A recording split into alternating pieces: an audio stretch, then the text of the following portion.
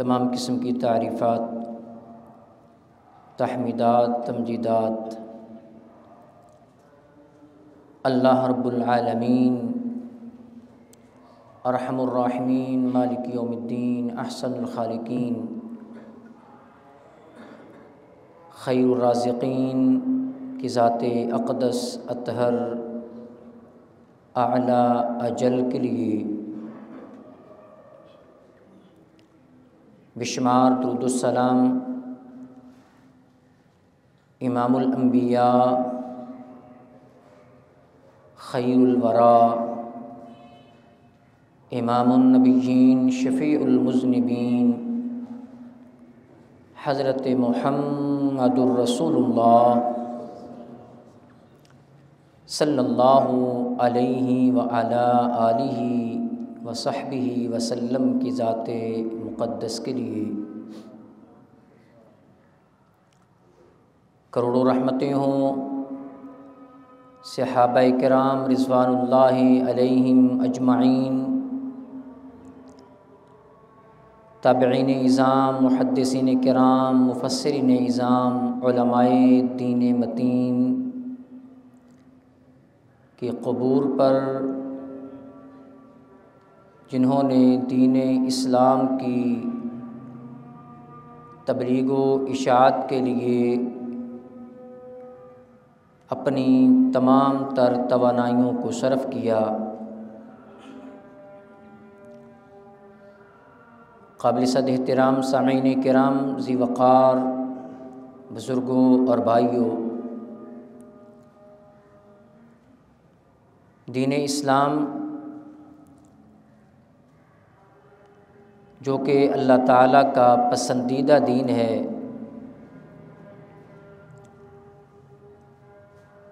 صحابہ کرام اور صحابہ کرام کے بعد تابعین اعظام، اور اسی طرح یہ سلسلہ چلتا چلتا وہ دین ہمارے پاس قرآن اور حدیث کی شکل میں پہنچا ہے۔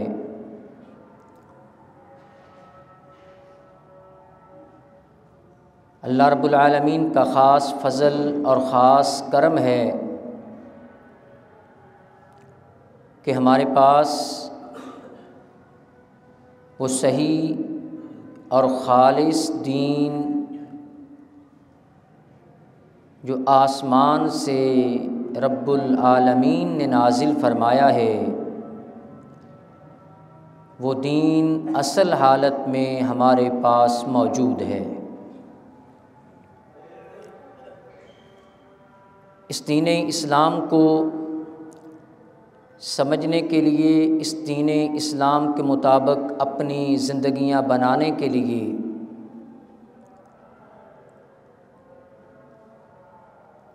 تمام امت مسلمہ کے افراد کا حق بنتا ہے کہ جس طرح دیگر ضروریات زندگی کو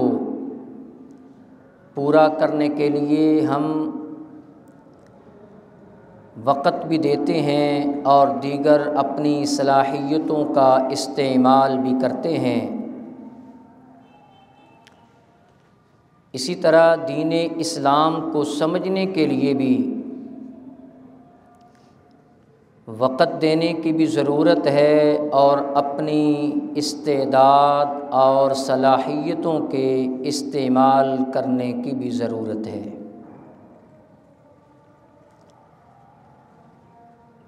یقیناً کسی انسان کے پاس کسی قسم کی سہولیت،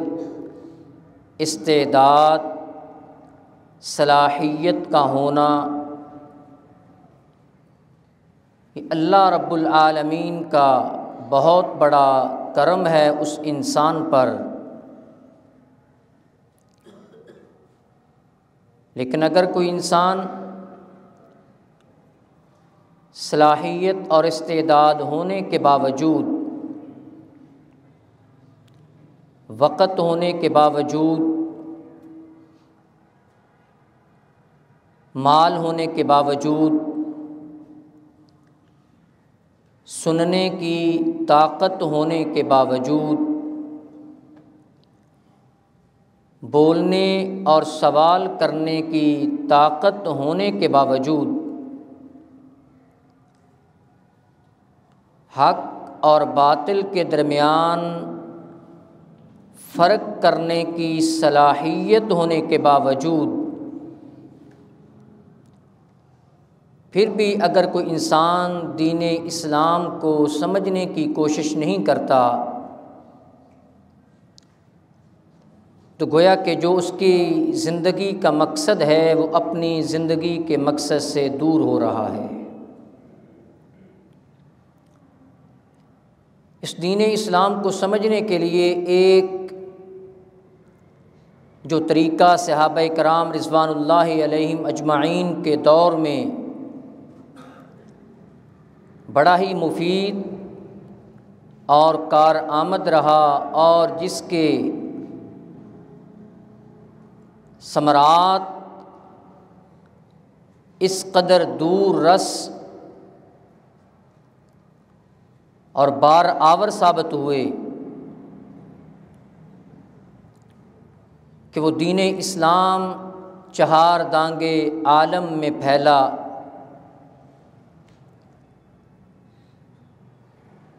وہ طریقہ صحابہ کرام رضوان اللہ علیہم اجمعین کا نبی علیہ الصلاۃ والسلام سے دینی معاملات کے بارے میں سوالات کرنا تھا، اور اسی کی دوسری شکل کہ نبی علیہ الصلاۃ والسلام کا صحابہ کرام سے پیش آمدہ مسائل کے بارے میں ان سے پوچھنا اور پوچھ کر اس کے بارے میں پھر جواب دینا،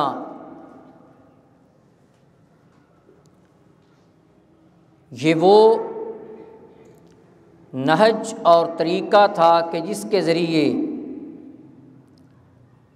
صحابہ کرام کے سینوں میں یہ دین اسلام پہنچا۔ پھر انہوں نے اپنی زبان، اپنی قلم، اپنی تحریر کے ذریعے،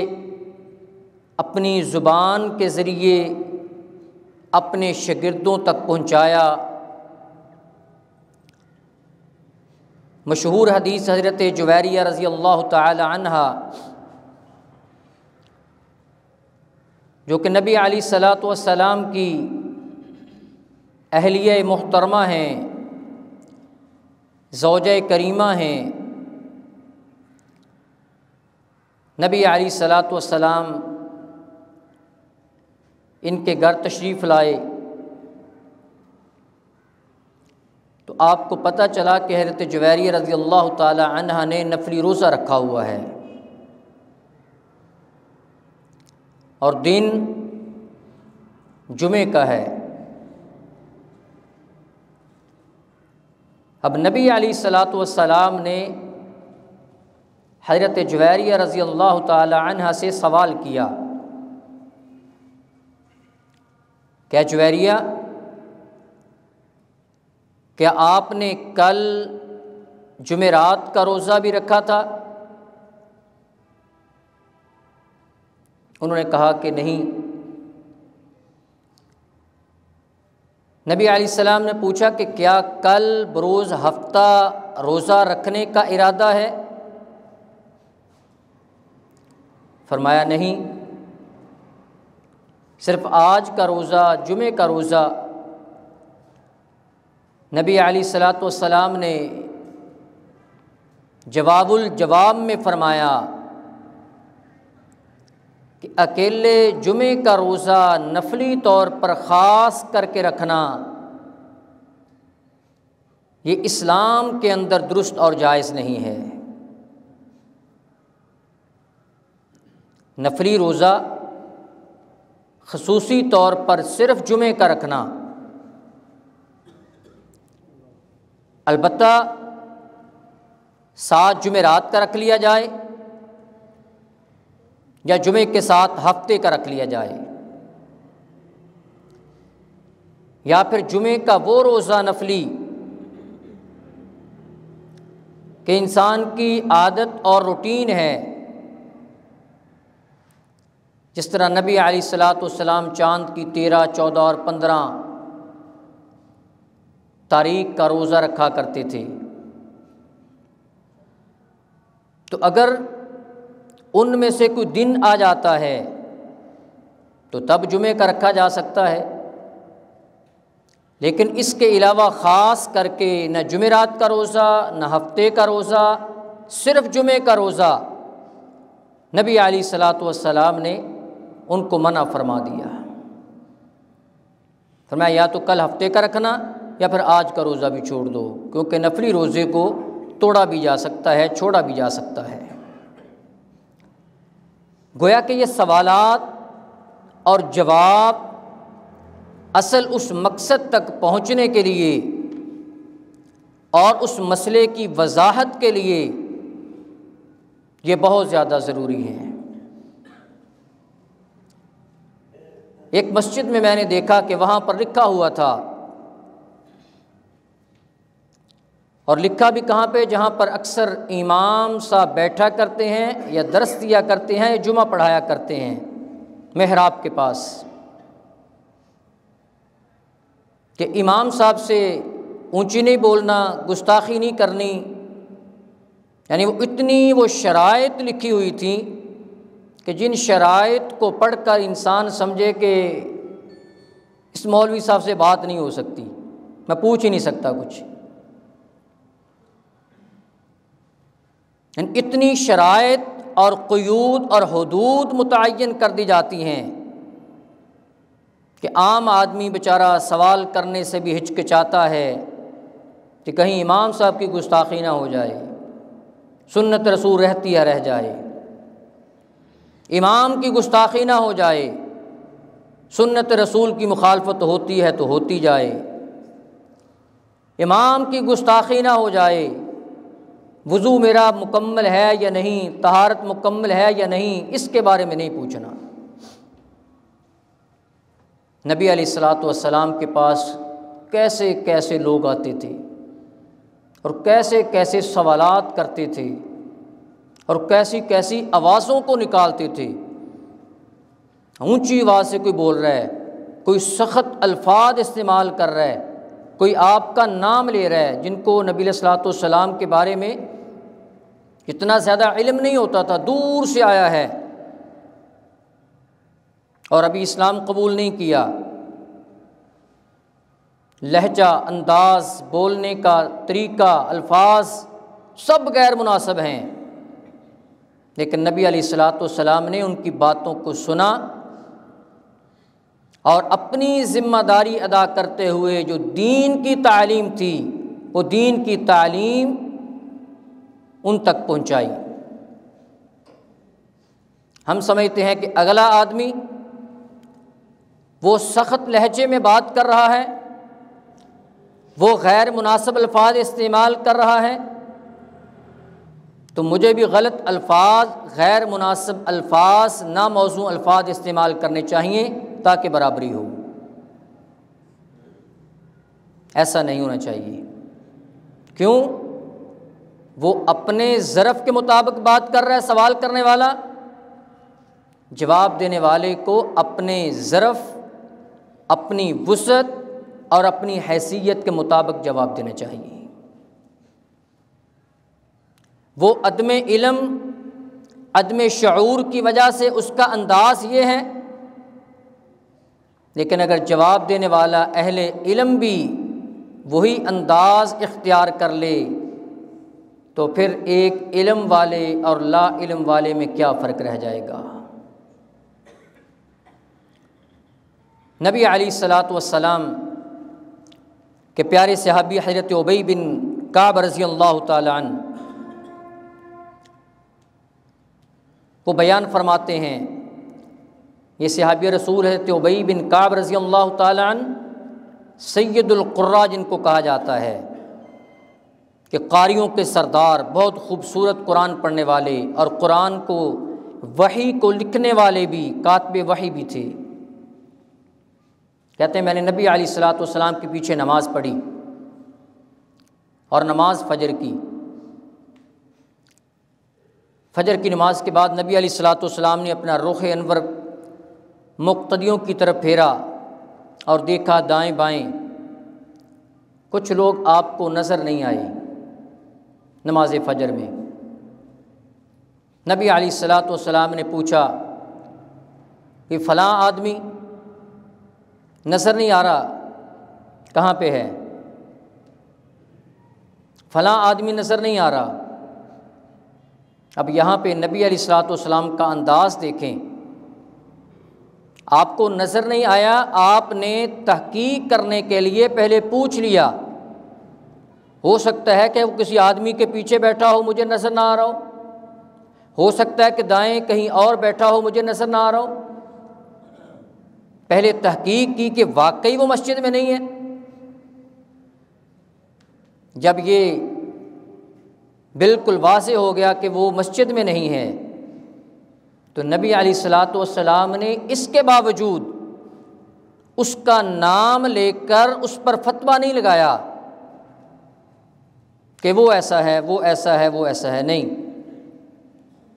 بلکہ آپ نے مطلق طور پر ایک مسئلہ بتا دیا لوگوں کے سامنے۔ آپ نے فرمایا کہ عشاء کی نماز اور فجر کی نماز منافق انسان پر باری ہوتی ہے۔ آپ یہ بھی کہہ سکتے تھے وہ تو منافق ہے جو اس نے نماز نہیں پڑھی، نہیں، یہ انداز نہیں۔ نامینیٹ کر کے کسی کو کہنا، یہ تو نبی علیہ الصلوۃ والسلام نے نہیں کہا، کیونکہ ایمان اور نفاق کا تعلق دل کے ساتھ ہے، اور دل پر فتویٰ انسان نہیں لگا سکتا۔ دل کے ساتھ تعلق ہے دل کو پیدا کرنے والے کا اور دل کو بنانے والے کا۔ آپ نے مطلق بتا دیا کہ عشاء کی نماز جو انسان نہیں پڑھتا، فجر کی نماز نہیں پڑھتا، تو وہ منافق ہے۔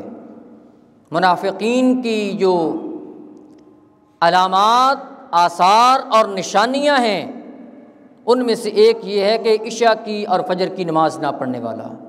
اور پھر آپ نے فرمایا جو لوگ عشاء اور فجر کی نماز نہیں پڑھتے، اگر انہیں پتہ چل جائے کہ عشاء اور فجر کی نماز کی کتنی فضیلت ہے، کتنی اہمیت ہے، کتنا ثواب ہے، اللہ کے نزدیک کتنا مقام ہے، کوئی آدمی عشاء اور فجر کی نماز سے نہ رکے، حتیٰ کہ اگر کوئی اتنا بیمار، اتنا زخمی ہے کہ وہ سیدھا چل نہیں سکتا، وہ اپنے پاؤں پر گھٹنوں کے بل اسے گھسٹنا پڑتا ہے،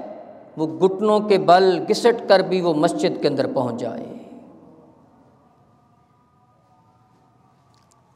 آپ دیکھیں کہ اگر ایک طرف کوئی آدمی کہتا ہے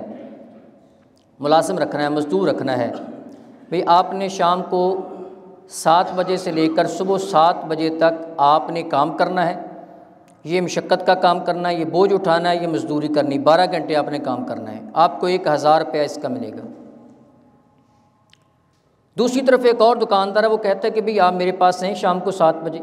آپ نے 7 بجے سے 7:30 بجے تک میرے پاس رہنا، آدھا گھنٹہ صرف کام کرنا ہے، آپ گھر میں جائیں، اس کے بعد جو مرضی کریں، آپ سو جائیں، آپ کھائیں، آپ پئیں، آپ جائیں سو جائیں، صبح 7 بجے پھر آ جانا ہے، اور پھر آپ نے آدھا گھنٹہ کام کرنا ہے، پیسے آپ کو اتنے ملیں گے جتنا اس نے 12 گھنٹے کام کیا ہے۔ اب ملازم آدمی، مزدور آدمی یا جو بھی ہے، وہ کس کے پاس جائے گا؟ جہاں پر آدھے گھنٹہ ہے، 12 گھنٹے والے کے پاس تو کوئی نہیں جائے گا۔ تو جب یہی آفر دنیا میں ہم قبول کر لیتے ہیں، یہ آفر اللہ تعالیٰ نے لگائی ہوئی ہے عشاء اور فجر کے بارے میں، کہ جو مسلمان عشاء کی نماز جماعت کے ساتھ پڑھ لیتا ہے، فجر کی نماز جماعت کے ساتھ پڑھ لیتا ہے، عشاء کی نماز پڑھنے کے بعد وہ گھر میں چلا گیا، وہ جا کر سو گیا، فجر کی نماز صبح جماعت کے ساتھ پڑھ لی، نبی علیہ الصلوۃ والسلام نے فرمایا اللہ تعالیٰ اس کے نامہ اعمال میں پوری رات کا ثواب اس کے نامہ اعمال میں لکھ دیتے ہیں۔ یہ آفر اللہ رب العالمین نے بھی لگائی ہوئی ہے۔ لیکن یہ نبی علیہ الصلوۃ والسلام نے سوال کیا، اس کے جو جواب دیا، اور پھر جواب الجواب میں نبی علیہ الصلوۃ والسلام نے اس کی وضاحت فرما دی۔ اس طرح ایک صحابی رسول کے بارے میں آتا ہے، نبی علیہ الصلوۃ والسلام کے صحابی حضرت رفاعہ رضی اللہ تعالی عنہ، وہ بیان فرماتے ہیں کہ میں نبی علیہ الصلوۃ والسلام کے پیچھے نماز پڑھی، تو نماز کے بعد دیکھا جب نماز پڑھ رہے تھے رکوع کے اندر نبی علیہ الصلوۃ والسلام امامت فرما رہے تھے، نبی علیہ الصلوۃ والسلام نے فرمایا سمع اللہ لمن حمیدہ، رکوع سے اٹھتے ہوئے آپ نے فرمایا سمع اللہ لمن حمیدہ، اللہ تعالیٰ نے سن لیا ہے اس آدمی کی بات کو جس آدمی نے اللہ کی تعریف بیان کی ہے، جس نے اللہ کی حمد بیان کی ہے، اللہ نے اس کی حمد کو سن لیا ہے۔ یہ معنی نہیں، یہ سامعہ جو لفظ ہے یہ پاسٹ ہے، ماضی ہے،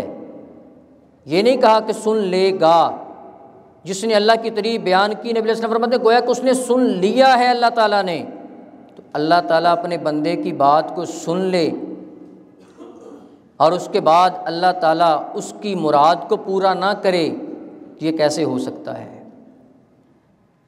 تو ایک آدمی نے پیچھے سے کہا حمدن ربنا ولک الحمد حمدن کثیرا طیبا مبارکا فی،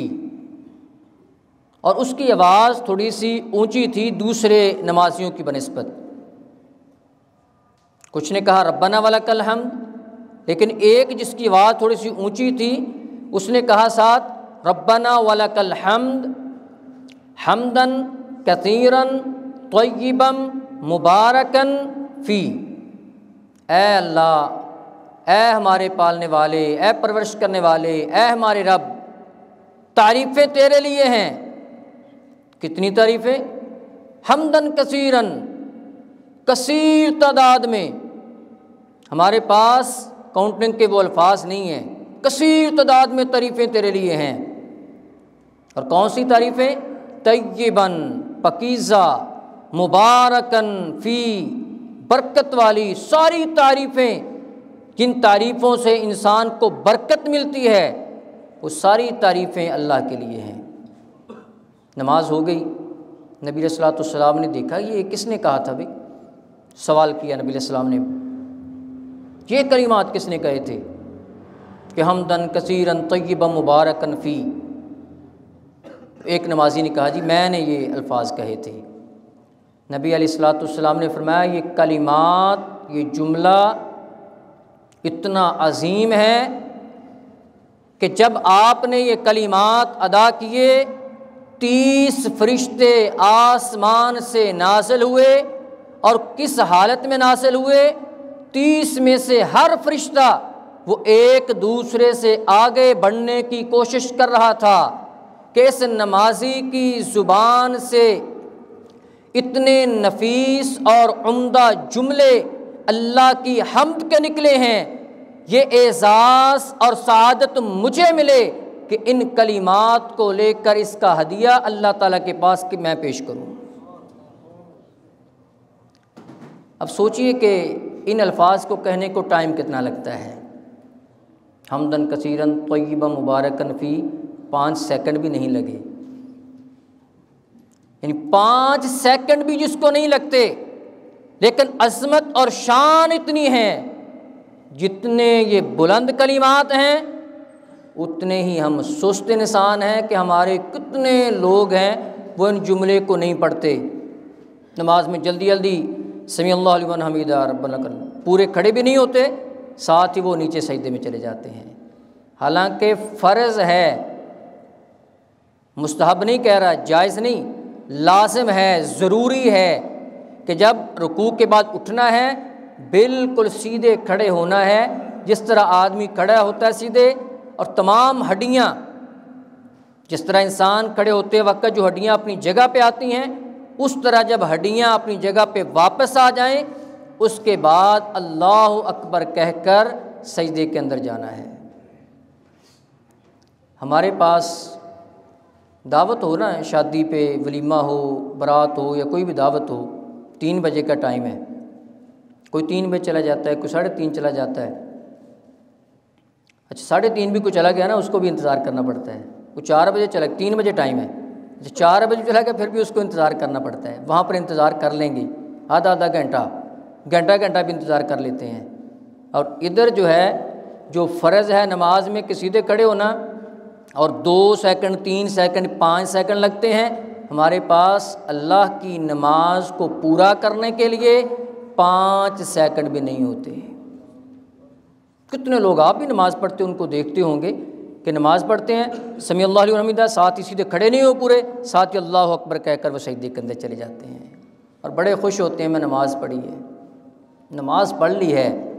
لیکن جس نبی کی محبت میں آ کر نماز پڑھتے ہیں اس نبی کی سنت ادا نہیں ہوئی، اس نبی کا وہ طریقہ اس نماز کے اندر نہیں ہے۔ سوالات کرنے سے اور دوسروں سے پوچھنے سے انسان کو ان چیزوں کا علم ہوتا ہے کہ یہ چیزیں کیسے ہیں اور ان چیزوں کو کس انداز میں کرنا ہے، کس طرح کرنا ہے۔ اس طرح نبی علیہ الصلوۃ والسلام کے بہت ہی پیارے صحابی حضرت ابو سعید خدری رضی اللہ تعالی عنہ وہ بیان فرماتے ہیں کہ نبی علیہ الصلوۃ والسلام ایک مرتبہ مسجد میں تشریف لائے اور اس وقت نبی علیہ الصلوۃ والسلام کے ایک اور صحابی حضرت ابو امامہ رضی اللہ تعالی عنہ وہ مسجد میں بیٹھے تھے، اور یہ وقت جو ہے یہ نماز کا نہیں تھا۔ جس وقت نبی علیہ السلام مسجد میں تشریف لائے فرض نمازوں میں سے کسی نماز کا وہ وقت نہیں تھا، یعنی جس نماز کا وہ وقت تھا وہ نماز اس کی جماعت ہو چکی تھی، لیکن ابو امامہ رضی اللہ تعالی عنہ وہ مسجد میں بیٹھے تھے۔ نبی علیہ الصلوۃ والسلام نے سوال کیا ان سے، پوچھا ان سے کہ ابو امامہ خیر ہے اس وقت مسجد میں؟ ابو امامہ رضی اللہ تعالی عنہ نے کہا اے اللہ کے رسول، دنیا کے حالات جو ہیں اس کی فکر، اپنے اعمال کی فکر، اور اس کے ساتھ ساتھ میرے ذمے کچھ قرض ہے، اس قرض کی پریشانی کی وجہ سے میں مسجد میں آ گیا ہوں۔ اب دیکھیے کہ جس کو کسی قسم کی بھی فکر ہو نا تو ہم کیا کرتے ہیں، ہم حالات کا رونا روتے ہیں، حالات ہی ایسے ہو گئے، حالات ہی ایسے ہو گئے، بس یہ کریے کہ فلاں ہو گیا فلاں ہو گیا، اور 75 سالوں سے حالات کا رونا رو رہے ہیں، اور حالات بد سے بدترین کی طرف ہی گئے ہیں، کبھی پیچھے کو پلٹتے ہوئے میرے مطالعے کے مطابق پاکستان میں نہیں آئے۔ ہو سکتا ہے میرا مطالعہ غلط ہو، پاکستان میں جو حالات ہیں وہ سٹیبل ہونا تو دور کی بات ہے، پیچھے ہونا تو دور کی بات ہے، سٹیبل بھی نہیں، بلکہ بد سے بدترین کی طرف ہی گئے ہیں ان 75 سالوں کے اندر۔ اس کے باوجود ہم حالات کا رونا روتے ہیں، کبھی اپنے اعمال کا رونا ہم نے نہیں رویا۔ ہمارا عمل کیا ہے؟ پریشانی ہو مالی طور پر، پریشانی ہو رشتہ داروں کے معاملات پر،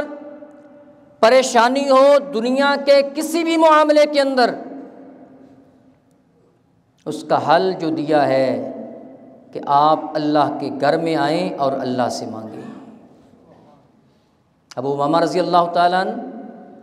نماز کا وقت نہیں، نماز پڑھی جا چکی ہے، مسجد میں بیٹھے ہیں، کیوں؟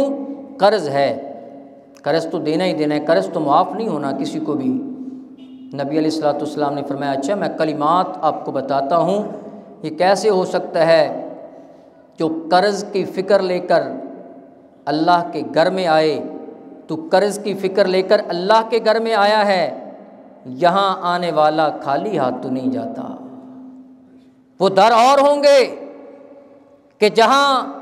انسان اپنی عزت نفس کو بھی بیچ دیتا ہے، لیکن پھر بھی انسان کی مراد پوری نہیں ہوتی۔ یہ تو در ہی وہ ہے جہاں عزتوں کی بھی رکھوالی کی جاتی ہے، جہاں عزتوں کی بھی پاسداری کی جاتی ہے، اور جہاں پہ مرادیں بھی پوری ہوتی ہیں۔ لوگ لوگوں کے پاس جاتے ہیں، جی یا یہ ہو گیا قرض پورا کرنا ہے، اور کئی ایسے لوگ ہیں تھوڑا سا قرض ہے، قرض کی ادائیگی کے لیے وہ اور دوسرے لوگوں سے قرض لے کر اپنے آپ کو زیادہ مقروض کر لیتے ہیں، اور کئی ایسے لوگ ہیں جو قرض اتارنے کے لیے 2 نمبر کام شروع کر دیتے ہیں، اور جو 2 نمبر کام شروع کر دیتا ہے پھر 2 نمبر کام کوئی ایسا معجزہ ہو جائے تو چھوٹ جائے، ورنہ جس کو 2 نمبر کام کرنے کی لت پڑ جاتی ہے وہ پھر 3 نمبر کی طرف تو جا سکتا ہے، 1 نمبر کی طرف آنا اس کا بہت مشکل ہو جاتا ہے۔ اصل حل فرمایا صبح و شام ان کلمات کو پڑھا کرو، اللہ کے گھر میں آئے ہو، اللہ کی طرف تعلق کو قائم کیا ہے، آپ نے دیکھا ہے کہ یہ مشکل پڑی ہے، یہ مشکل کا حل کہاں سے ہوگا؟ جب یہ دیکھ لیا ہے کہ مشکلیں حل کہاں سے ہوتی ہیں تو پھر یہ مشکل تو یہاں پہ حل ہوگی۔ اور آپ نے ان کو وہ کلمہ جو مشہور وظیفہ ہے وہ نبی علیہ الصلوۃ والسلام نے بتلایا کہ آپ صبح و شام اس کلمے کو پڑھا کرو، اللہم انی اعوذ بک من الہم والحزن واعوذ بک من العجز والکسل واعوذ بک من الجبن والبخل واعوذ بک من غلبۃ الدین وقہر الرجال۔ صبح و شام اس کو پڑھا کرو، اللہ تعالیٰ تیری قرض کی ادائیگی کے اسباب خود مہیا فرما دے گا۔ تو حضرات آئیے دین اسلام اس کو سمجھنے کے لیے اپنی صلاحیتوں کو بھی لگائیں، اپنا وقت بھی لگائیں، اور یہ فکر بھی پیدا کریں کہ ہم نے دین اسلام کو، آسمانی دین کو ہم نے سمجھنا بھی ہے اور پھر اس پر عمل پیرا بھی ہونا ہے۔ اللہ رب العالمین ہمیں دین اسلام کو سمجھنے کی اور اس پر عمل پیرا ہونے کی توفیق نصیب فرمائے۔ وما علیہ الا البلاغ۔